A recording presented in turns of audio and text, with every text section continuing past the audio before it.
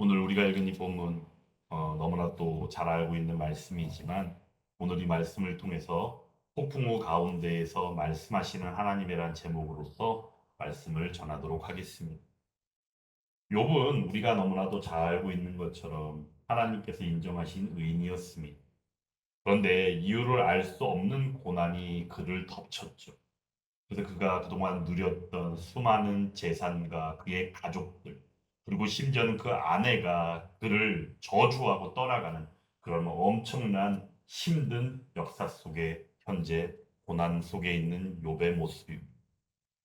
그의 재산은 하루아침에 사라져 버렸고 자녀들은 비극적으로 세상을 떠났고 심지어 욥 그 자신은 몸은 병으로 휘말려 힘들고 어려운 나날을 지내고 있습니다.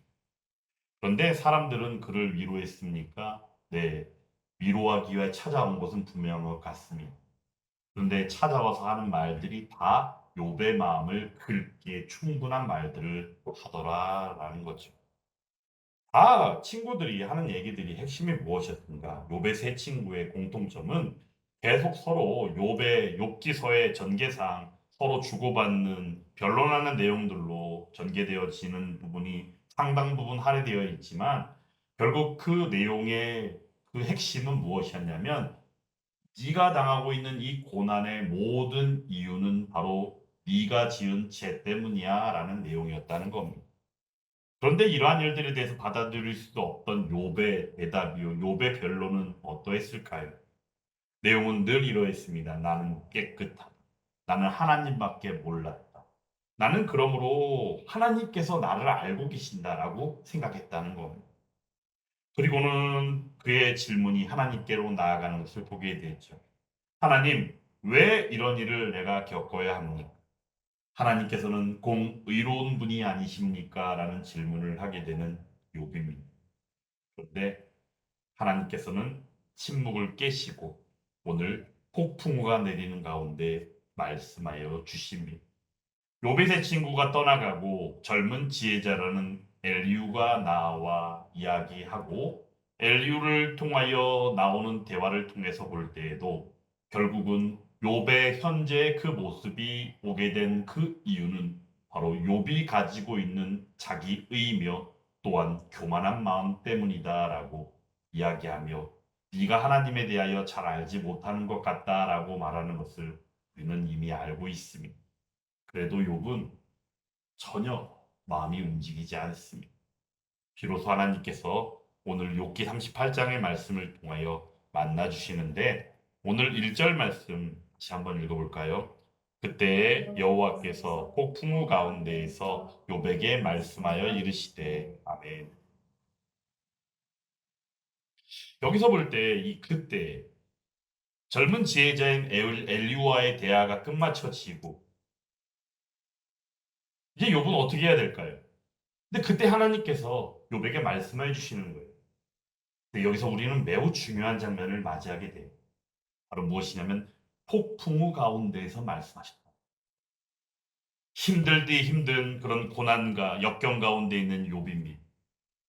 그런데 하나님께서는 폭풍우를 내리시며 그 가운데에서 말씀하셨더라라는 거예요. 이 내용은 우리에게 주는 시사점이 상당히 큽니다. 하나님께서는 우리가 생각할 때 어떻죠? 고요함, 우리를 잠잠하게 하시는 가운데 말씀하시는 분으로 여길 수가 있어요. 근데 하나님은 오늘 말씀을 통해 볼 때 그러하지 않았다는 겁니다. 폭풍우 가운데에서 욥에게 말씀하시는 하나님. 어찌 보면 우리의 이해와는 전혀 다른 부분이 있죠. 우리의 이해는 이미 무너져 버렸다는 것이. 세상이 요동칠 때, 힘들 때, 어려울 때, 고난을 당할 때 하나님께서 우리를 위로하시고 우리에게 무엇인가를 더하여 주시기에 평강으로 말씀해 주시는 분이 우리 하나님 같지만 오늘 말씀을 통하여 볼 때 하나님은 분명하게도 확실하게 폭풍우 가운데에서 말씀하셨다는 어찌 보면 우리가 이해할 수 없는 부분입니다. 그런데 이 폭풍우를 생각할 때 우리는 이것을 하나의 자연현상으로 이해할 수 있죠. 맞습니다. 하나님은 천지를 창조하신 창조주 하나님이시기 때문에 폭풍우조차도 주관하시는 하나님이심으로 말미암아 폭풍우를 통하여 이 자연의 현상을 통하여 하나님께서는 보이시고 그에게 말씀하셨다라고 이해할 수 있습니다. 그런데 여기서 우리는 이 폭풍우를 하나의 엄청난 의미로 받아야 한다는 것입니다. 하나님이 천지를 주관하신 가운데 베푸시는 은혜 안에서의 이 폭풍우, 그리고 그 안에서 말씀해 주신 하나님의 은혜. 그런데 여기서 우리는 이 폭풍우를 통하여 인생이 겪을 수 있는 혼란이며 그 가운데 우리가 생각할 수 있는 믿음 생활함에 있어서 누리는 위기의 순간들, 그리고 더 나아가 세상을 향하여 바라보고 그 안에서 살아가는 우리의 삶 속에서 느끼는 불안들을 여기서 이해할 수 있어야 한다는 것입니다. 그러므로 하나님께서는 이 폭풍우 가운데에서 우리에게 알게 하십니다. 무엇을요? 혼돈되어지고 있는 세계를 보게 하시더라라는 겁니다. 그리고는 그 가운데 폭풍, 혼돈 가운데에서 그 중심에서 바로 하나님이 계시며 하나님께서 욥에게 말씀하여 주셨더라라는 겁니다. 우리가 이러한 일들을 창세기 1장에서도 분명히 보게 되죠. 혼돈 속에 하나님의 영이 운행하셨음을 우리는 말씀을 통하여 이미 알고 있고, 또한 마가복음 4장을 통하여 볼 때에도 제자들이 풍랑 가운데 예수님을 깨웠을 때 하나님 되시는 우리의 주님께서는 어떻게 하셨어요? 그 바람을 꾸짖으셨던 것을 우리는 똑똑히 기억합니다. 그러므로 먼저는 폭풍의 주인 되시는 분이 바로 누구십니까? 하나님이시다. 그러므로 하나님 되시는 그 우리 주님께서 하신 것처럼 오늘 말씀을 통하여 우리 하나님께서도 어떻게 하셨어요?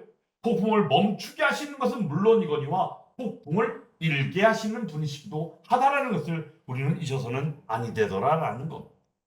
그러므로 하나님 되신 하나님께서는 오늘 욥에게 폭풍을 통하여 말씀하여 주고 계십니다.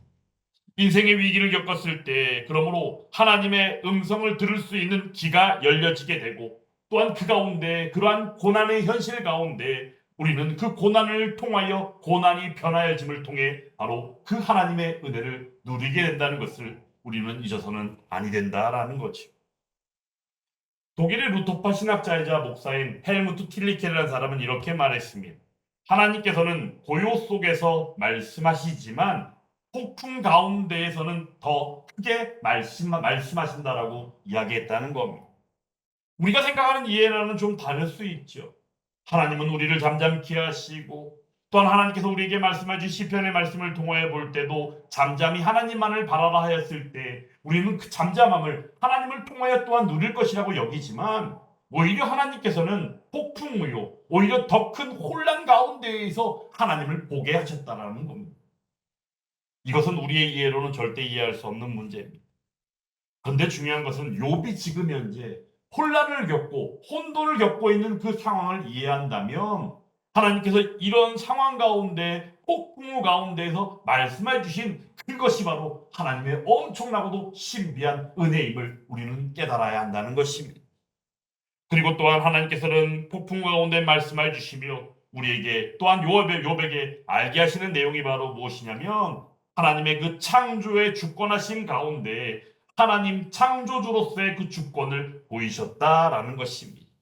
오늘 말씀의 전 대부분의 내용들은 바로 하나님의 창조의 세계에 대하여, 창조하신 하나님의 주권에 대하여 하나하나 욥에게 질문하시기도 하고 그러하며 하나님의 주권을 드러내고 계십니다.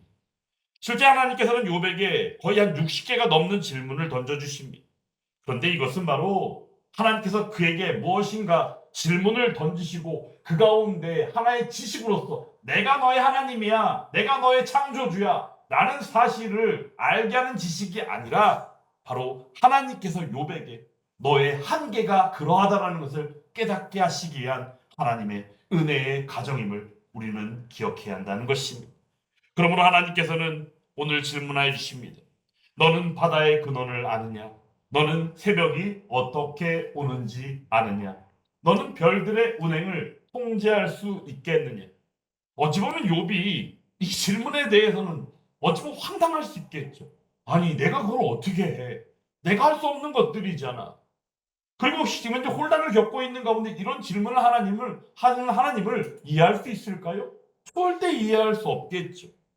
그런데 중요한 것은 하나님께서 그렇게 질문하실 때 이전에 세 친구와 서로 변론을 주고받았던 그 욥의 모습, 그리고 젊은 지혜자인 엘리후를 만났을 때 거기에 대해 대답하였던 욥의 모습은 전혀 찾을 수 없고 그의 입은 오직 침묵으로 일관할 수밖에 없었더라라는 것. 그리고는 욥은 깨닫게 되어집니다. 어떻게요? 하나님은 나보다 크신 우리의 하나님이구나라는 사실을 말입니다. 우리는 종종 하나님께 묻습니다. 왜 그렇습니까? 그때 하나님께서는 우리에게 물어보실 때 누가? 라고 우리에게 물어보신다는 거예요. 그리고는 오늘 그러한 일들이 오늘 욥을 통하여 욥을 만나주신 하나님을 통하여 우리는 보게 되는데 이 모든 것을 지은 이가 누구냐? 바로 나는 누구냐라고 질문하심을 통하여 바로 욥의 현실의 시점에서 그의 인생이 바로 믿음으로 신앙으로 다시금 돌이키고 회개하고 나아가는 전환점을 맞이하게 되었다라는 겁니다. 하나님은 바다를 제한하시는 분이 계시기도 합니다. 오늘 말씀 8절 말씀 한번 읽어볼까요? 바다가 그 모태에서 터져 나올 때 문으로 그것을 가둔 자가 누구냐. 아멘. 전체적인 내용이 계속적으로 이어지고 있는 것이죠. 창조의 세계 가운데 그것을 주관하신 주권자는 누구냐. 하나님이라는 사실을 다시 한번 깨닫게 하는 내용들이 전개되고 있습니다. 바다는 실제 고대 근동사에서 혼돈, 파괴의 상징이었다고 합니다. 그런데 하나님께서 그 바다에다가 경계를 정하셨다는 거예요. 여기까지 오고 더는 오지 못하리라라고 말씀해 주시는 겁니다. 이 내용이 바로 무엇일까요? 내가 바로 너희의 하나님이다라는 그 주권을 선언해 주시는 거다라는 겁니다. 그러면 우리 인생의 폭풍 가운데에서도 하나님께서 여기까지야 라고 말씀하시는 순간이 되면 그 인생의 폭풍도 멈춰지게 될 줄 믿습니다. 오늘 욥이 바로 그러한 현실들을 하나하나 깨달아가며 하나님이 갑절로 베푸시는 그 축복의 자리로 나아가고 있는 과정이 바로 그러하다라는 겁니다. 그 어떤 고난이 있다 할지라도 그 어떤 사단마귀의 역사가 있다 할지라도 하나님의 허락이 없이는 한 걸음도 나아가지 못할 줄 믿습니다. 특별히 이 시대 가운데 무엇이 무엇인지를 분간하지 못하게 하는 이 시대. 그리고 사람들마다 하는 말을 들어보면 결국에는 이런저런 얘기를 하다 보면 사람들의 생각들이 다 이상한 쪽으로 쏠려 있다 보니까 이쪽이냐 저쪽이냐 뭐 이런 식의 질문들과 이런 식의 대화들이 첫 시작을 이야기하는 것을 요즘 많이 보게 됩니다. 사랑하는 여러분, 이 시간 분명히 기억하시기를 원합니다. 이쪽이냐 저쪽이냐가 아니라 우리 믿는 사람들은 오직 하나님의 말씀의 터 위에 서 있는 줄 믿습니다. 그리고 하나님의 말씀의 터 위에 서 있는 순간 하나님께서 진리를 보여주시면 우리는 무엇이 옳은 것인지를 분별하며 나아가게 될 줄 믿습니다. 오늘 욥의 인생도 그러합니다. 욥도 마찬가지로 사탄이 욥을 시험했고 하나님께서는 그 사탄에게 경계를 주셨던 것을 우리는 보게 되죠. 한번 그렇게 네가 할 만큼 해봐. 대신에 하나님께서 사탄에게 뭐라고 그러셨어요? 하지만 욥의 생명은 해치지 말아라 라고 말씀하셨다는 거예요. 이처럼 하나님께서는 고난의 폭풍이 있다라 할지라도 그 고난의 폭풍조차도 경계를 정하시고 제한하시는 분임을 우리는 똑똑히 기억해야 한다는 겁니다. 그러므로 폭풍이 내 삶을 흔든다고 할 때에도 결국에는 주권자의 허락 아래에서 그 폭풍이 있다는 사실을 분명히 기억하는 저와 여러분들이 될 수 있기를 간절히 원합니다. 그때 우리는 무엇을 생각하게 될까요? 내가 맞이하고 있고 내가 맞닥뜨리고 있는 폭풍과 같은 힘든 상황들도 하나님께서 그 경계를 분명히 정하셨을 것이라고 믿는 믿음이 있게 된다는 것입니다. 그러므로 우리가 신약의 말씀을 통하여 보게 되는 것이 바로 무엇입니까? 시험을 당하더라도 시험을 당할 즈음에 하나님께서 우리에게 어떻게 하신다고 그랬어요? 그 시험을 능히 이길 수 있도록 하신다라고 말씀하셨다는 거예요. 이 사실을 믿으십니까? 믿으신다면 이 시간 우리가 느끼고 있는 힘듦과 어려움들을 능히 주의 이름과 주의 그 능력으로 이겨내고 하나님의 풍성한 은혜를 기대하고 나아가는 저와 여러분들이 다 되기를 간절히 원합니다. 19세기 스코틀랜드에 신실한 어부한 사람이 있었대요. 그는 항상 폭풍 가운데에서도 배 위에서 이렇게 기도했답니다. 주님, 오늘도 바람을 명하시는 주께 내 배를 맡겨드립니다. 라고 기도했다는 거예요. 어느 날 큰 폭풍이 물러와갖고 배가 뒤집을 뻔했는데 그는 끝까지 그 순간을 놓지 않고 계속해서 그러한 노래를 부르고 찬양하며 기도했대요. 주님, 당신의 바다입니다. 주님, 이 바다는 하나님의 바다입니다. 저는 이 바다를 운행하고 있는 손님일 뿐입니다라고 얘기했다는 거예요. 어떻게 됐을까요? 그는 살아 돌아왔다고 합니다. 배가 뒤집힐 뻔한 그러한 위기 가운데서도 하나님께서는 그를 놓지 않으시고 그 경계를 정하시고 그를 살게 하신 하나님. 바로 그 하나님이 오늘 폭풍의 가운데에서 욥에게 말씀하시는 하나님이며 또한 그러한 인생을 살고 있는 저와 여러분들 가운데 말씀하시고 은혜로 생명으로 이끌어 주시는 우리의 하나님인 줄 믿습니다.